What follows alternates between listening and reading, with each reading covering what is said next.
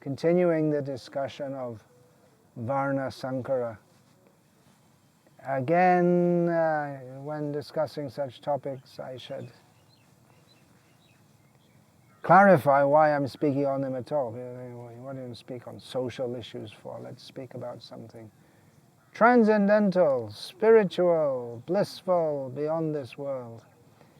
But as you may remember, I started speaking on this topic in response to a letter from one of my godbrothers who was talking about the reality that he observes in the Western world of devotee marriages. Many of them, they're literally disasters, and people are trying to be Krishna conscious at the same time. Their home life is a battlefield, he says, the children are like little refugees. The children grow up and they don't want to be devotees, so one of the functions of the Krishna conscious movement, as we learn from our Acharya Srila Prabhupada, is to establish within human society some sanity whereby people can live together as husband and wife and have children, and it doesn't have to be a raging disaster. So there's a whole science of that, whole science of how to live in this world in a way that is favorable for living peacefully and religiously. That all comes under the big umbrella of Varnashram Dharma, within which there are many, many considerations. One of the important ones is that sexual activities should be regulated in a dharmic way. A dharmic way means dharmang tu sakshat bhagavat pranitam, according to the rules of scripture, which are given by God himself, not that sex is indulged in, as Srila Prabhupada would say, like cats and dogs, who don't have, there's no wedding, there's no marriage, there's no responsibility. That is not human life. The children who are born of karma, simply out of lust,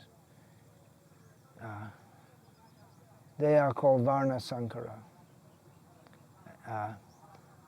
I may say, well, all children are born in lust, aren't they? Marriage also, it's for lust. Well, that's the big mistake, and that's one reason why there are so many problems in family life today. It's because people think it's just we come together for mutually enjoying ourselves. But it's not meant to be like that. Marriage is supposed to be a religious activity. That's why in all civilizations they have marriage. Whether it's Buddhist or Hindu or Christian or Islamic or even secular atheists, they have a registry, what is that called, registry office or something like that. There's official marriage, whereas the cats and dogs, they don't have marriage and no responsibility. So what is this Varna-Sankara? Srila Prabhupada often uses the term unwanted children. Unwanted children, that unwanted could be understood in various ways. One thing is that they're unplanned. You've heard the term family planning. The idea is that male and female, they have sex, and then but there's contraception.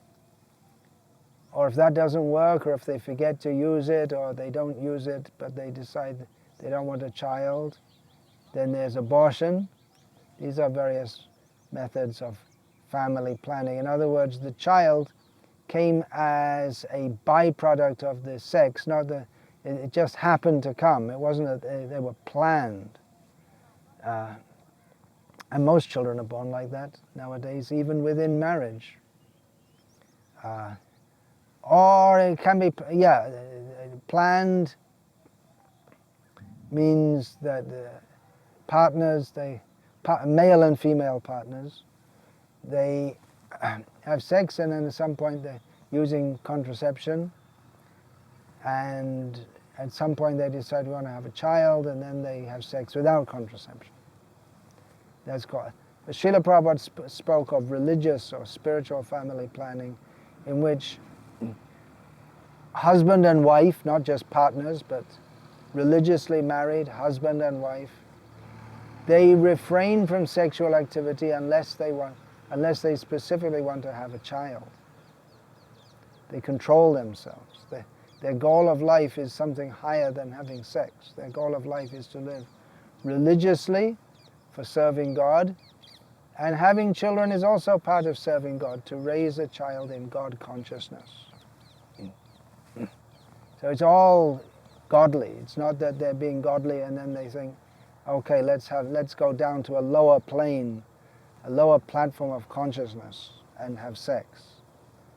Now another meaning of unwanted children is that they're unwanted in the sense that their behavior is so bad, their consciousness is so low, that they're not good. They're not a good contribution to human society. They act in such a way that they're really, people don't want them, don't want to have them around. They're not a good contribution to human society.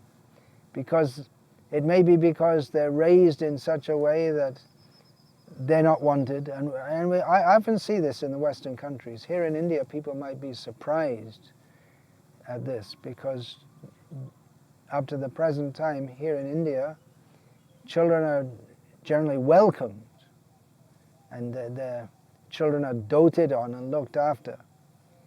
But many times in the Western world, I see that children, they're almost like a burden to their parents, and the parents think children are just a nuisance, and they often yell at them and scream at them, and sometimes without any real reason, just that the parent is, either the father or the mother, is they're in a bad mood, and they're in a bad mood a lot of the time, and they take it out on the children. And the children grow up feeling unwanted. They grow up without that basic parental love, and they feel very frustrated, and then they become demoniac in their behavior. They take pleasure in giving pain to others because they haven't seen love. They haven't known it, and I was talking in the last talk about this, about young people who become gang members, and their pleasure in life is to wander around the streets of cities and attack people.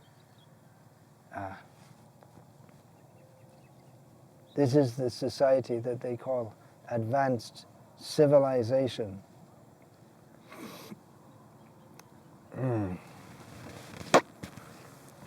So there are various kinds of unwanted population, but practically the whole population of the world now is Varna-Sankara.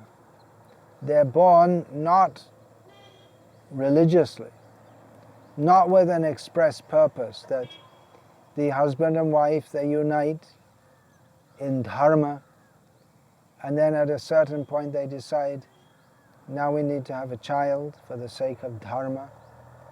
And then they take astrological advice as to what is the proper time for sexual union. And they do so following various religious rules. They have a garbhadhan sanskar, a religious ceremony before they unite. Or Srila Prabhupada simplified that for his disciples and said that before they sexually unite, husband and wife, they should chant 50 rounds minimum of the Maha Mantra on that day, rather than the usual minimum of 16. So the point is there should be purification of consciousness. And you may think, well, if you're feeling purified in consciousness, then why do you want to have sex? Because people cannot imagine that sex can be indulged in pure consciousness. But that's the whole point, that it's done as a function for serving Krishna for serving God. And people think, well, it sounds rather boring. What's the point of it at all? But again, it's a completely different attitude to life, that sex is something for us to enjoy. It's rather that we do that as a service to Krishna. And children who are born in such a family, they're very fortunate. We have in Bhagavad Gita, when Arjuna asks about the yogis who are unsuccessful in their practice of yoga, and Krishna, he says, Shuchinam Srimatam Gehe Yoga Brashto Bhajayate. Yoga Brashto Bhajayate. He says that persons who they fall from the path of yoga, who are not fully successful. Yoga, of course, I'm not talking about doing exercises. That might be part of it, but yoga in this context particularly means someone who's seriously striving for spiritual perfection. And Krishna says that such a person, what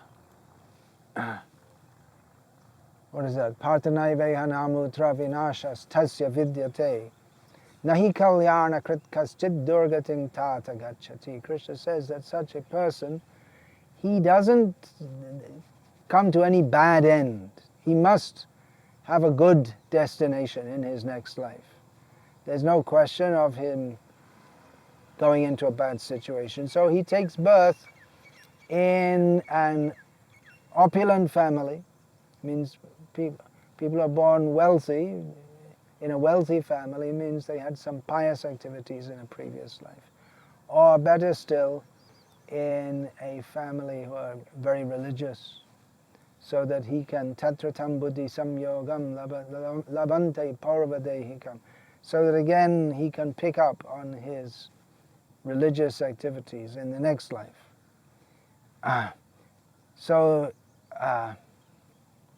That is anukul, that is favorable for spiritual advancement.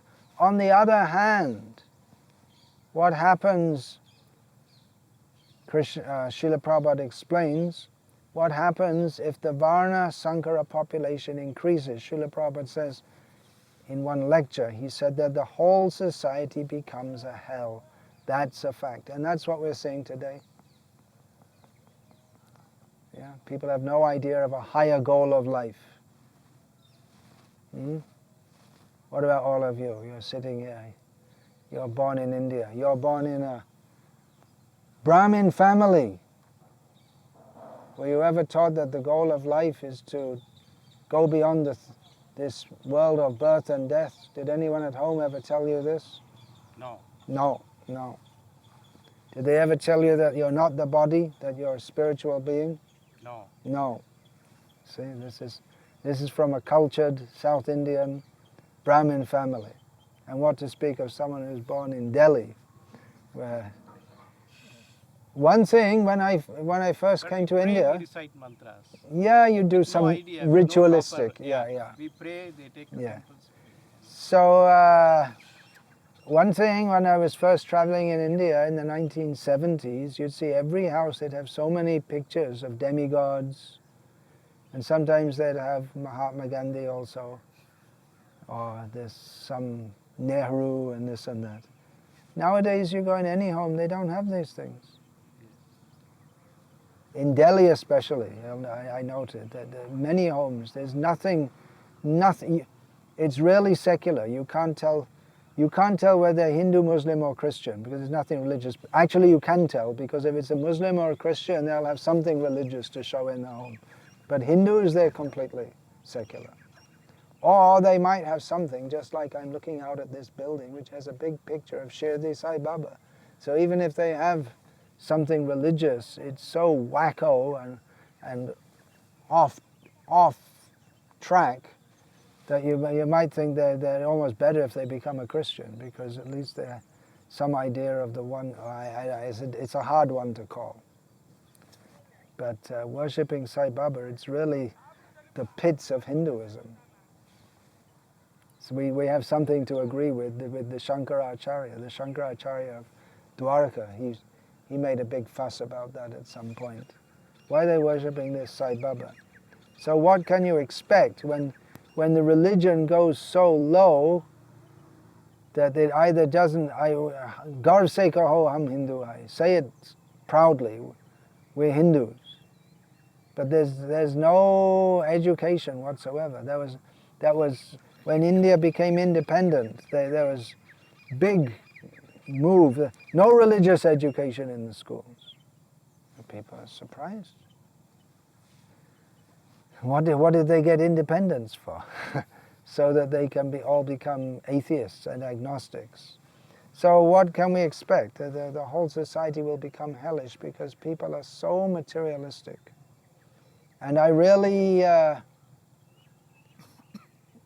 don't mind, you're from Delhi, but I really experience that in Delhi more than anywhere. Even though there are lots of satsangs and the women, they do these jagarans and all this kind of thing.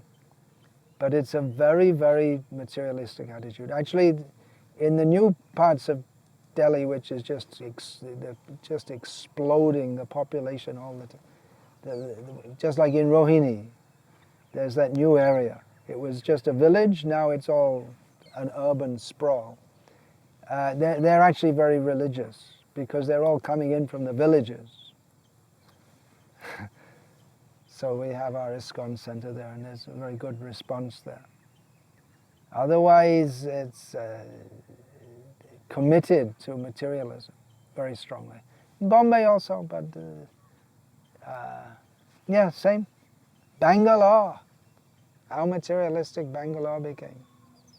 Chennai, the big city.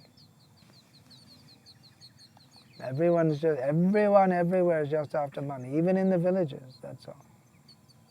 Horrible situation, becoming like hell.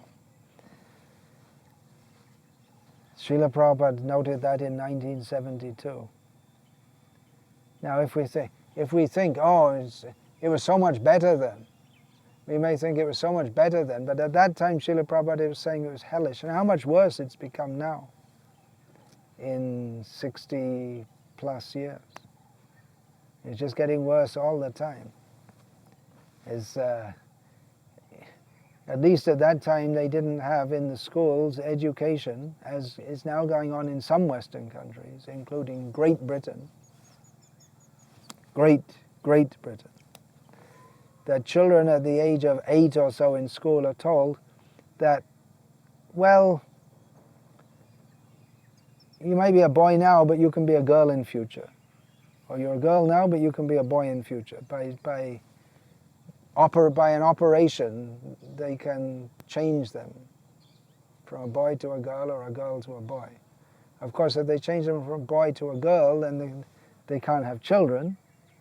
If they change them from a girl to a boy, they can't impregnate a woman. But they have this very strange idea that you shouldn't be stereotyped according to your birth. And this is what comes when you introduce or unnatural or irreligious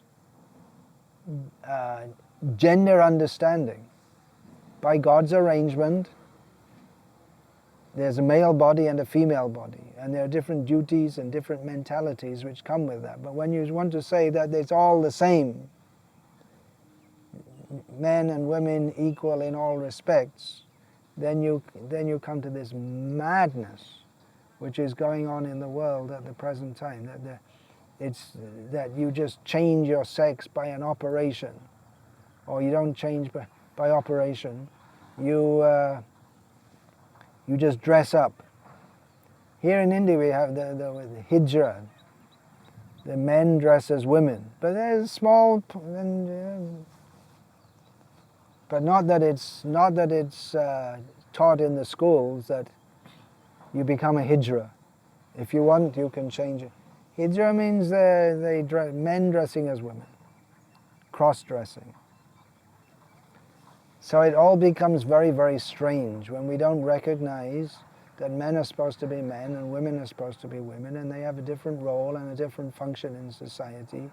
And this impersonalistic idea that everything is one, and men and women, they're all the same, except women are better. That's what they usually come up with.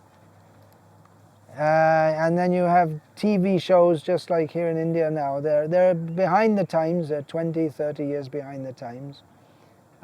As they did in the West 20 or 30 years ago, they now have TV programs in India saying, yes, homosexuality is very good. Is it? You don't know, you don't watch TV. I also don't watch TV, but we have been told this. This Amir Khan, he promotes this, things like this. You've heard the name? He's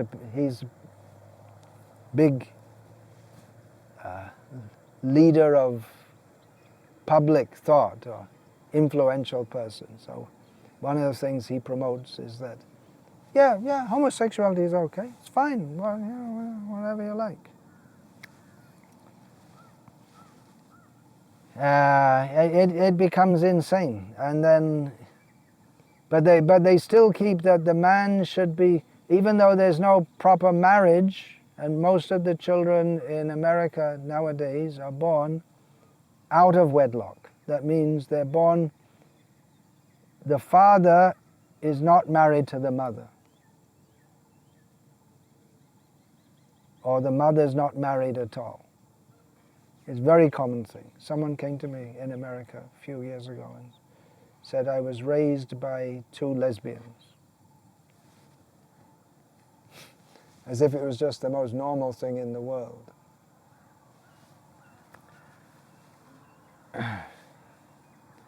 So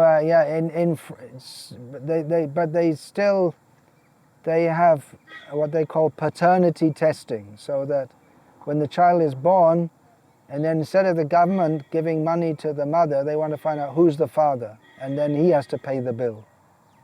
He has to pay.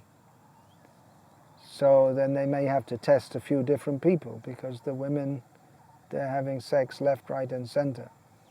Like cats and dogs, as Srila Prabhupada would say. And even the women who are married, it's quite likely that the child who is born to them is not begotten of their married husband. And if the husband suspects that someone else has given birth to the child, he may not want to support that child, but it's illegal for him to say that there should be paternity testing. In other words, if he's married to a woman and she has a child by another man, he still has to pay for that child. So all this very sinful activity is going on. It's sinful activity. Yeah, according to Shastra, it's sinful. People don't believe in sin anymore. They think, well, whatever you do is all right as long as it doesn't cause any harm to anyone else. But they don't know there are the laws of the universe. There are laws of karma. There are laws of God. And having sex just as you like, that is sinful. It has consequences. Actions have consequences. Sex life, the consequence is children. Or you can have contraceptives, but that's also sinful, because it's God's arrangement that sex leads to children. And if you stop that, then you're going against the laws of God. So again, why talk about all this? Because this is what's going on in human society, and children who are born like this, they are unwanted children, and what can we expect? The society will be full of maladjusted people, psychologically damaged people. Srila Prabhupada said, he gave one definition: a Varna-Sankara population means a population who cannot say who is his father. So there may be so many, they don't know who their father is. Probably in every language there's some derogatory words for children who don't know who their father is, or they're born out of wedlock. In English we say bastard. That's used as what we used to call a swear word. You say, you bastard. That means a child who's born from an unmarried mother. And it was considered a derogatory term. And I'm sure you have words in every language, a derogatory term. What do they say in Tamil? I won't be able to pronounce it. Theory of Pele. All right, I can't say. There you go. I'm good at predicting the future. I knew I wouldn't be able to. What do you say in Hindi? Come on, there must be so many words. But you usually say, actually, if you want to insult someone, you call them a suaka bacha, the son of a pig. Or,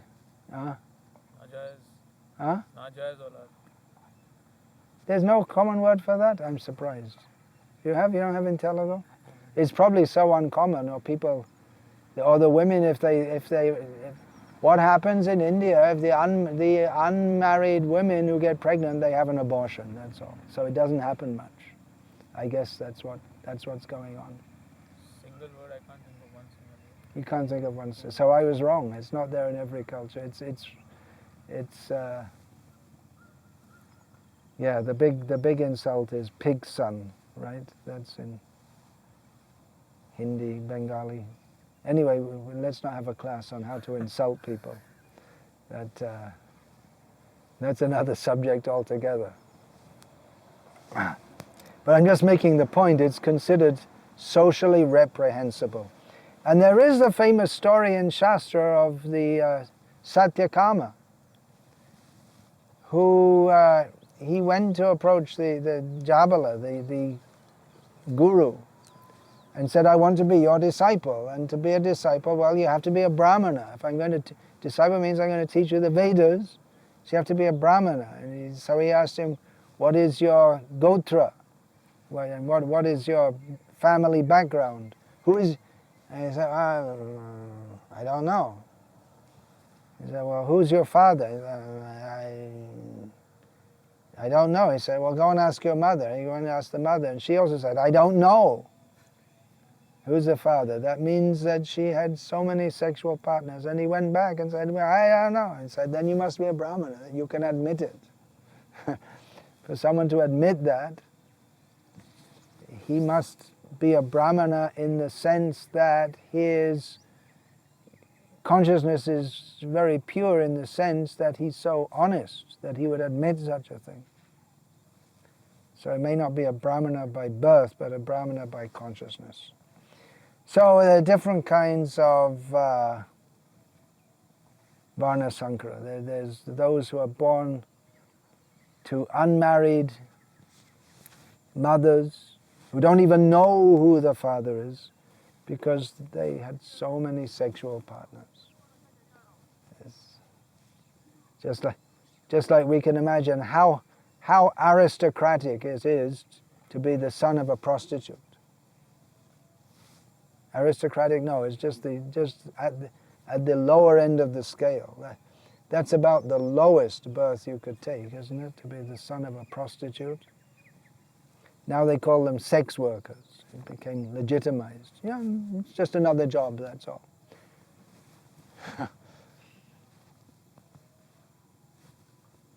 The oldest profession, they say. Then another kind is children who are born not within marriage. That means the father and mother, they live together but they don't marry. And that's also very common. Not here in India still, and still not in much of the world. But it's very common in the Western world. They say, well, what's the point of having a marriage ceremony? They say, marriage, what's the point? We'll just live together. What's the point of going through a marriage ceremony? The point is that a marriage ceremony is a commitment before God. It's a religious commitment. But they don't believe in God, and they don't think that life is simply meant for sexual enjoyment, and then they don't get married. They just live together and they have children. So that's another kind of Varna-Sankara. They're not born in marriage, but at least they know who the father and mother is. Or the father may go away after. That's also very common.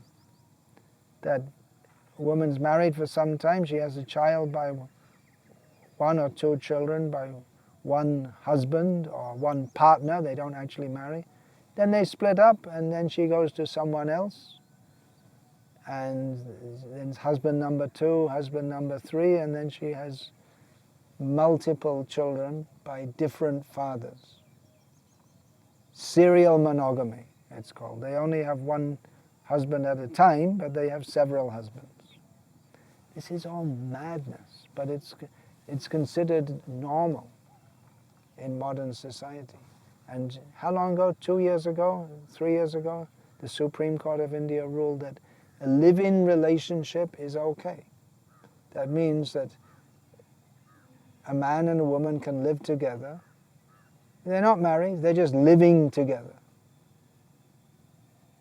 It's all right.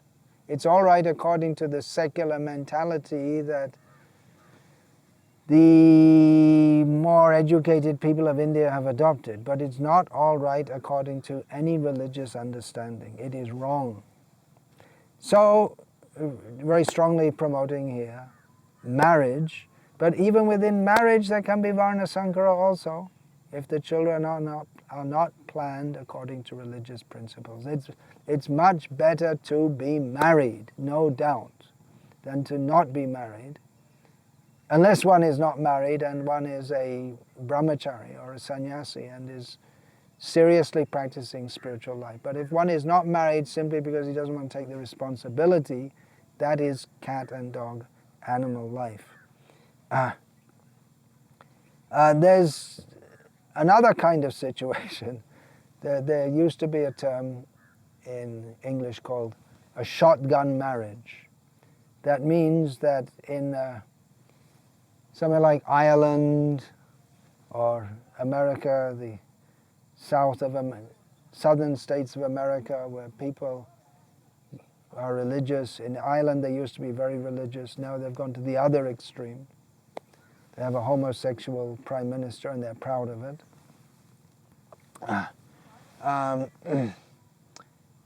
But it used to be if a girl gets pregnant, she's not married,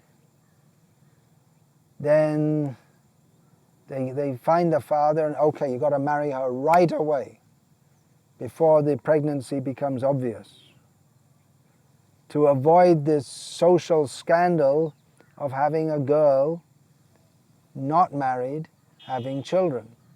So it's called shotgun. One reason is because it happens, boom, very quickly. Another reason is because the father might come with a shotgun and say, hey, look, you marry her, otherwise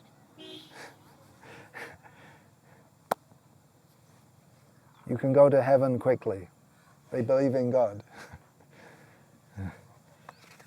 So these are all problems that are caused by not following religious principles. So what can we expect of such children? They're born in kama and krodha. They're born in lust and anger or violence, and they're not wanted. And the parents also make them known that they're not wanted. The parents themselves, they're not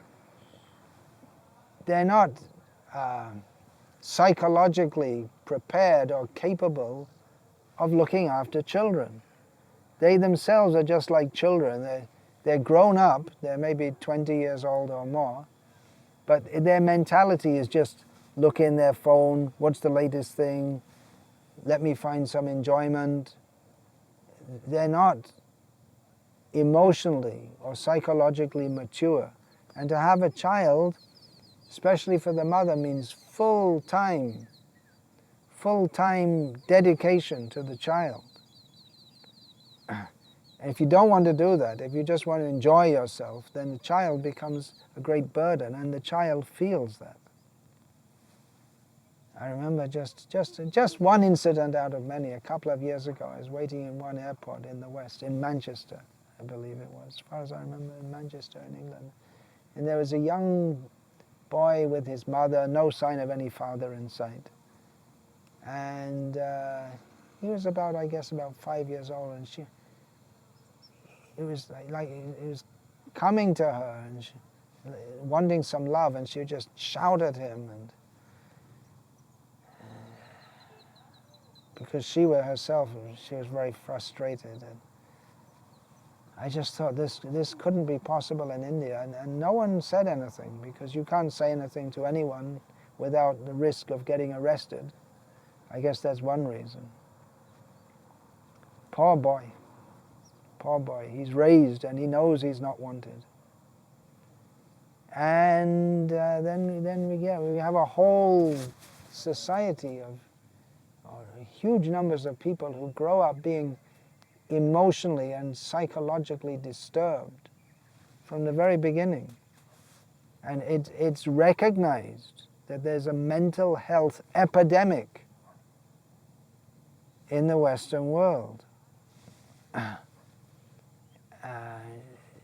From the Shastric perspective, means they have too much kama and krodha, lust and anger.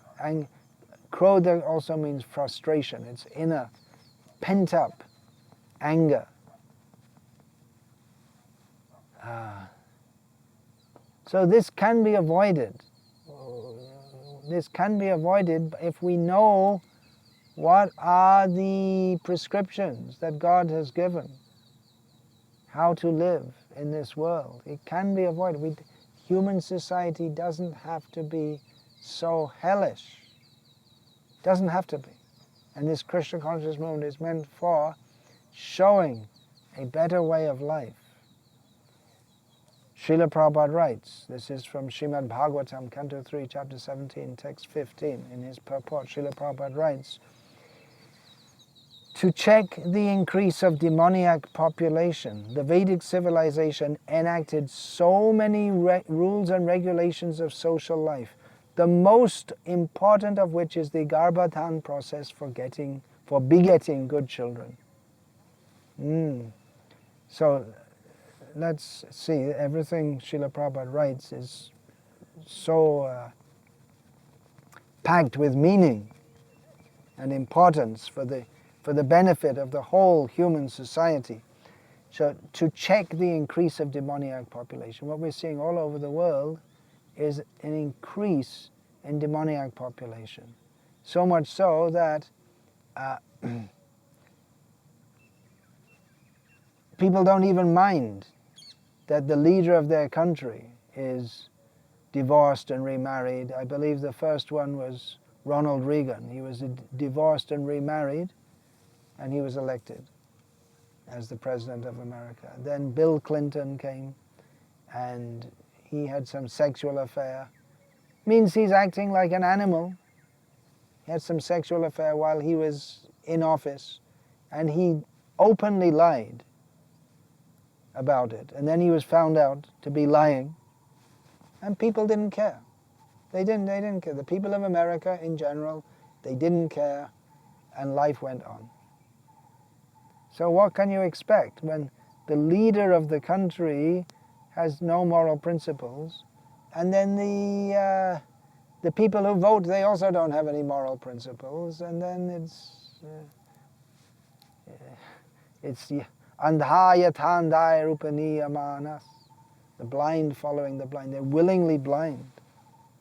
So therefore, the Vedic civilization enacted so many rules and regulations of social life. Vedic civilization means Varna-Ashram Dharma. Srila Prabhupada, he had this desire to implement Varna-Ashram Dharma, which means many rules and regulations. Are our devotees ready for that?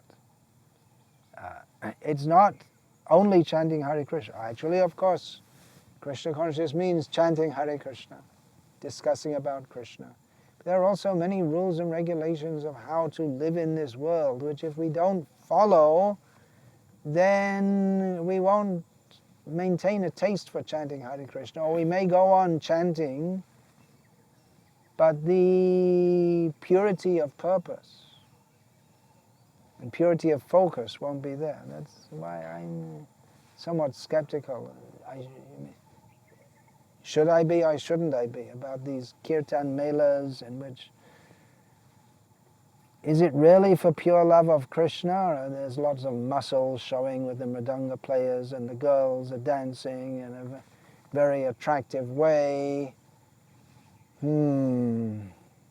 What's going on here?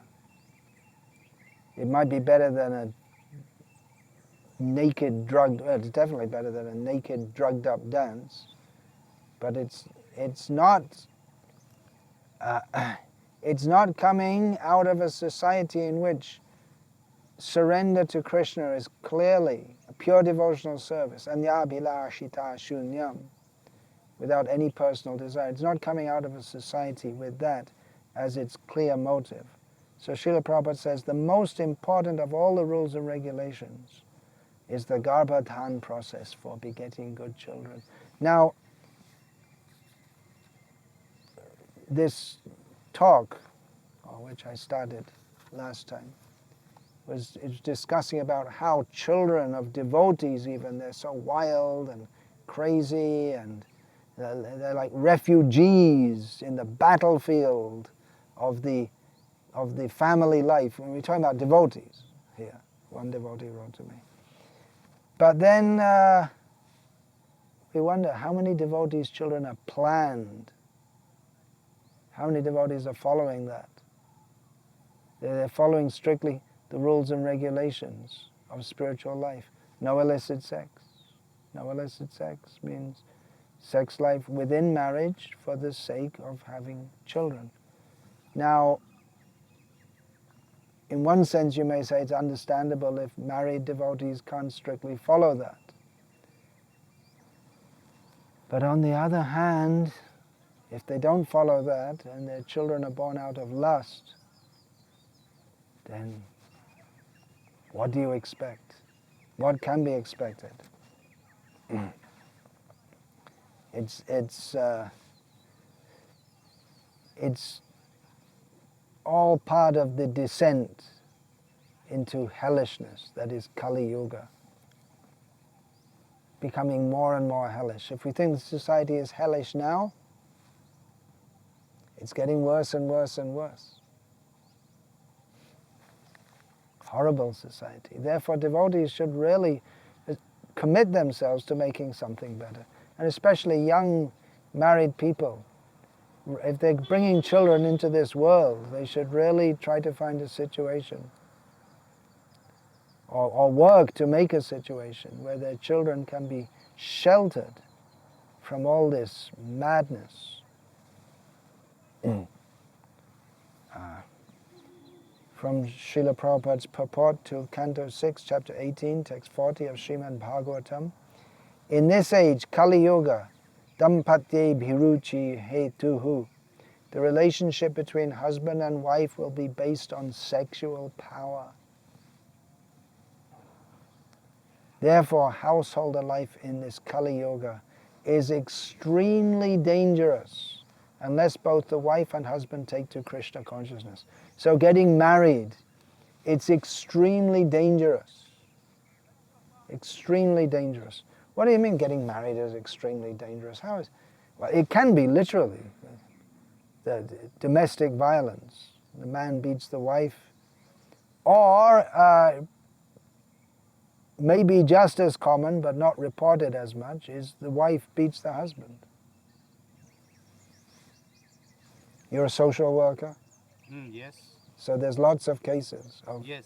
of the wife beating the husband, throwing boiling water on him, verbally abusing. It's not just one way. Because they're so discontent with life and with themselves that they take it out on their sexual partner, who is known as a husband or a wife, or on their children.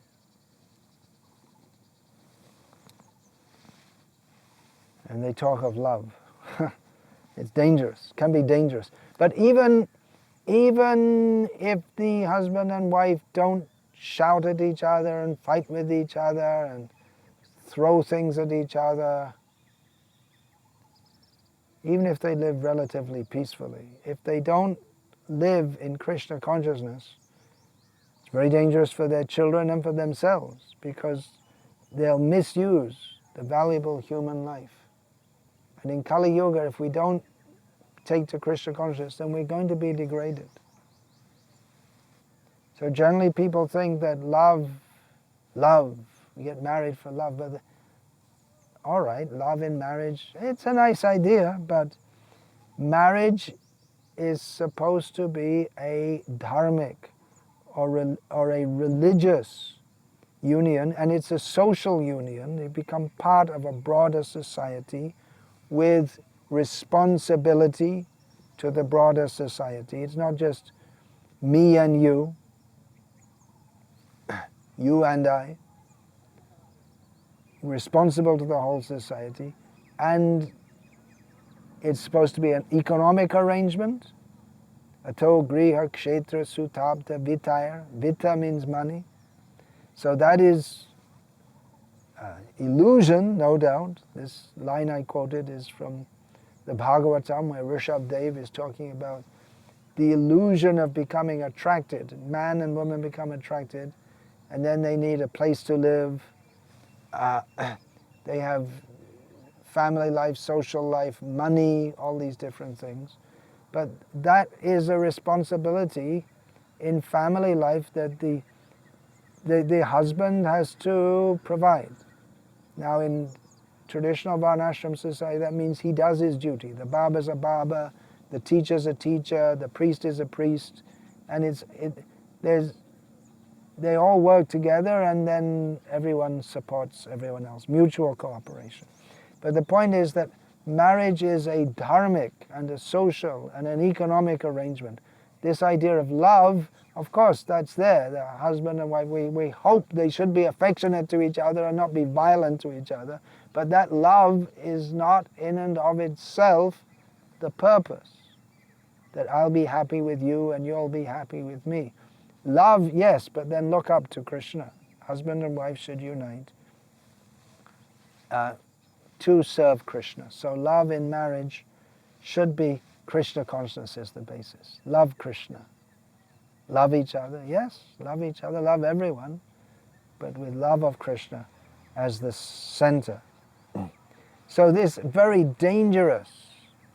It's very dangerous unless we take to Krishna consciousness and make Krishna consciousness the purpose of our life. We often see here in India that even among devotees, they often think that, well, if they send their children to a good school, well, you have to pay lots of money to send their children to a school, secular school, or even a semi-secular school like the ISKCON schools, well, practically they're secular schools, but the curriculum it's all based on how to get a career and get ahead and get money and enjoy yourself. Even a so-called ISKCON school. And then if their child becomes a normal member of society, earning money, successful, having a good job, having a good career, and they do a little chanting and they get initiated, that's good, that's my success. My child got initiated. But basically he's a devotee but materialistic also. So that's not going to deliver him from birth and death. We see so many people are getting initiated nowadays in ISKCON here in India. But really their goal of life is not how I must attain Krishna in this life. It's something like being a pious Hindu, which is great compared to most people who are not pious Hindus. We used to see pious Hindus a generation ago. More. But the idea that, yeah, you have your rock group, your Hare Krishna rock group, and you have your career, and you have your success, and you also chant Hare Krishna. And then you go to Vrindavan once a year, or if you're living in Delhi, you can go more, and then you have a feeling of love of Krishna, then you go back to your office and concentrate on your career. That wasn't Prabhupada's desire. Srila Prabhupada didn't come to this world to promote half Krishna consciousness. He came to promote pure Krishna consciousness. So we should see, if we want to, in the family life, I'm talking about devotees here, because this whole question came up about devotees, people who are devotees, that they should really live like devotees. And of course, not everyone can immediately join an ISKCON farm, and in many places that situation isn't there. Unfortunately, the leaders of ISKCON have deliberately neglected to fulfill Srila Prabhupada's desire for having Krishna-conscious farm communities. So if you are stuck in this hellish city life, but at least be serious. At least on Sunday, don't be like a karmi and sleep as long as you can. At least once a week, get up early and go to Mangalati. Take the opportunity to rise early. Don't be like a materialist. Be a devotee. Make the best, if you're stuck in that situation, make the best use of a bad bargain. Be as Krishna conscious as you can in that difficult situation. You owe it to yourself and you owe it to your children to set the best possible example. I will stop there for now and resume at the next session. Parivadatu jano yata tata va nanu mukharo navayang vichara yamaha hari rasa madira madati matta bhuvi vilutama nartama nirvishama dante nidhaya churnakampadaya nipatya kritva chakaku shatametadaham bravimi hey sadava sakalameva vihaya durad chaitanya chandra charane kurutanuragam Vancha kalpa tarubhyascha kripa sindhubhya evacha Patitanam pavanebhyo vaishnavebhyo namo namaha